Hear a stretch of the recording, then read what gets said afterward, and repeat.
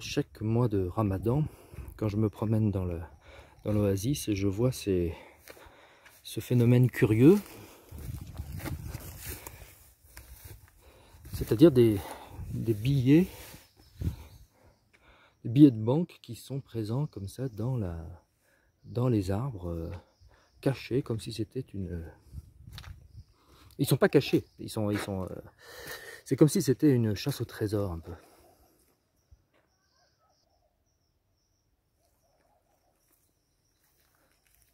Bon, la dernière fois, il y en avait ici, là, sur la fenêtre de cette maison. Là, bon, évidemment, ils ont été enlevés. Alors, je ne sais pas qui les met là, ni qui les enlève, ces billets.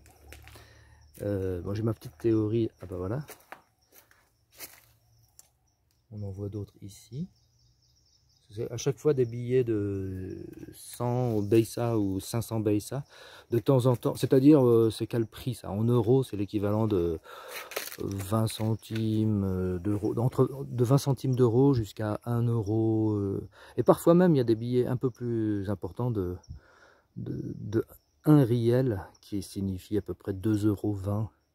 Voilà, ça va pas beaucoup plus loin, mais il y en a comme ça dans les arbres, un peu pas beaucoup, mais quand on se balade, on en voit comme ça. Alors j'ai ma petite théorie, mais d'abord je vais essayer d'en montrer quelques autres.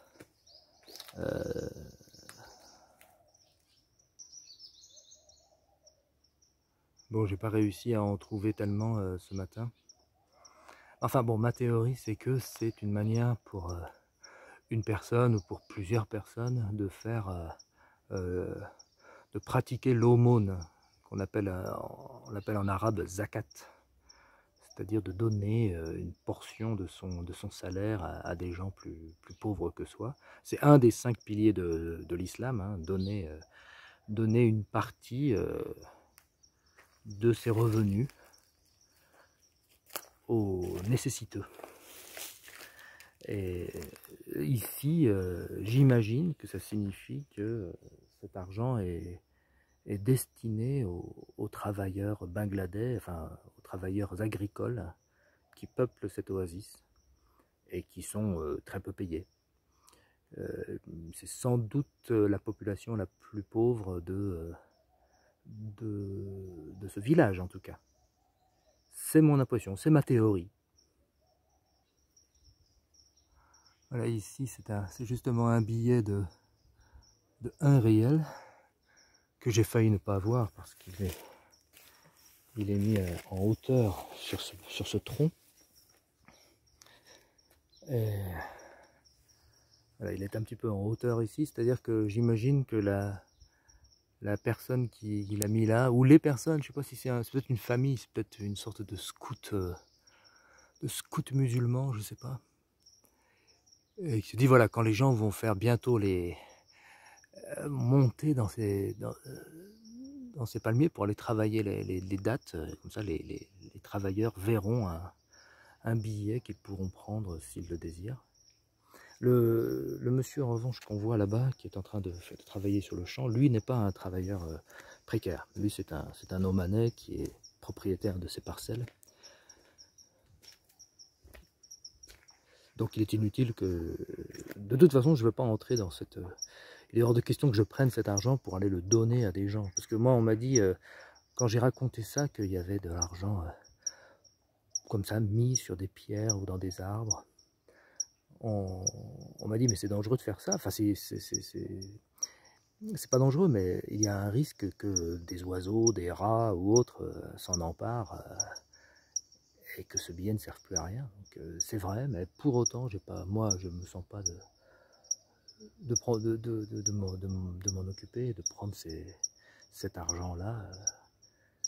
Bref, c'est une idée que je trouve déjà assez poétique d'avoir mis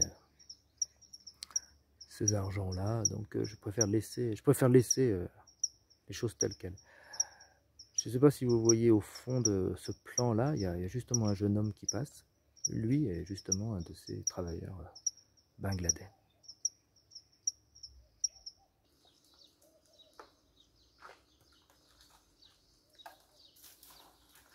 Alors voilà un pieds nus qui est en train de faire ce travail de plier les branches afin de faire... On voit que son travail est assez difficile et que de nombreuses dattes vertes tombent en grand nombre sur le sol. Voilà.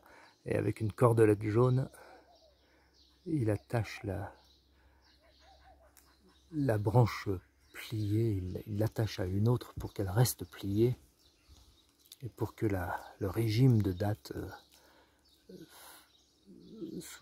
comment dire, soit face vers le sol, quoi.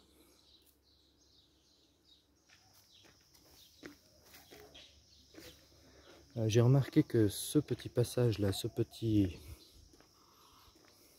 segment de fallage qui longe la côte, enfin qui fait des petits zigzags, il était propice au don d'argent, enfin souvent ici on en trouve, et justement tout à l'heure j'ai vu qu'il y avait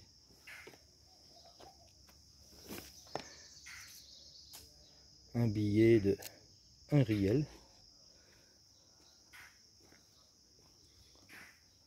Alors je le montre. Voilà, à quelques mètres à peine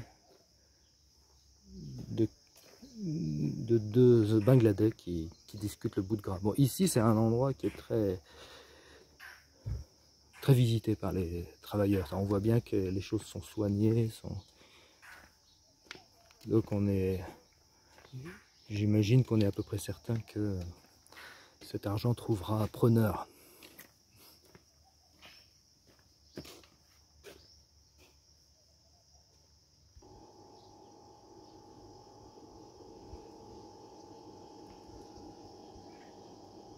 Les briquets, je ne sais pas si ça participe à la même opération de don, mais on voit aussi en plein milieu de l'oasis ce petit fauteuil.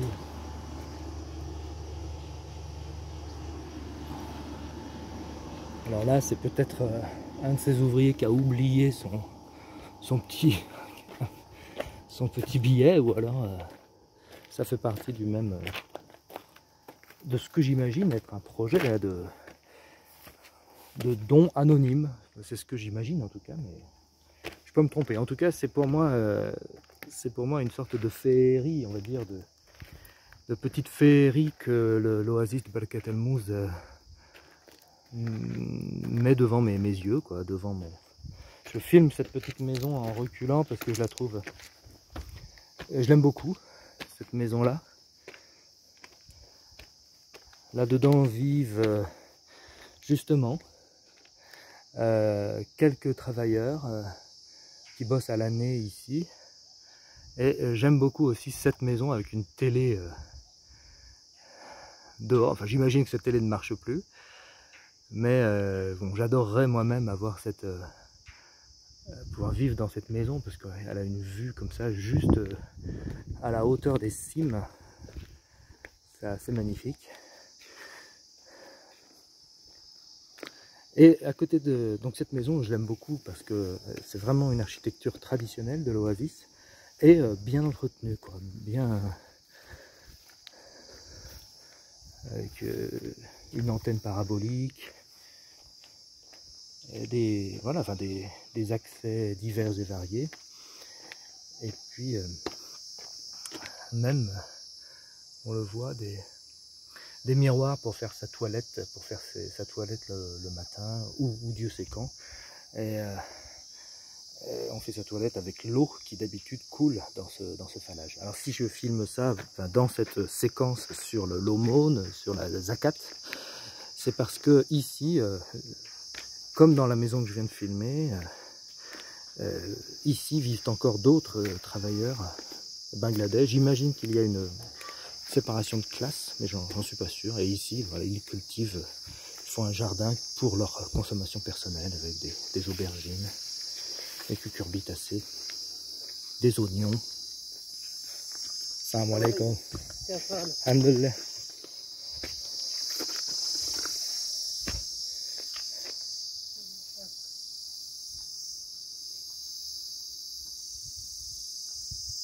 me transporter là un sac de trucs blancs. La prochaine fois, je lui demanderai ce que c'est. Je ne serais pas surpris que ce soit des comment est-ce qu'on va appeler ça, des produits, des désherbants ou je ne sais pas, ou des insecticides. Je ne sais pas ce que c'est. Bon, là, il est en train de téléphoner avec un téléphone sans fil, donc je ne vais pas le déranger. Mais voilà la situation. Je vais m'arrêter maintenant et je voulais juste montrer un petit peu cette sorte d'étrangeté que je remarque depuis quelque temps, mais simplement juste pendant les mois de Ramadan. Je ne sais pas si j'en verrai d'autres.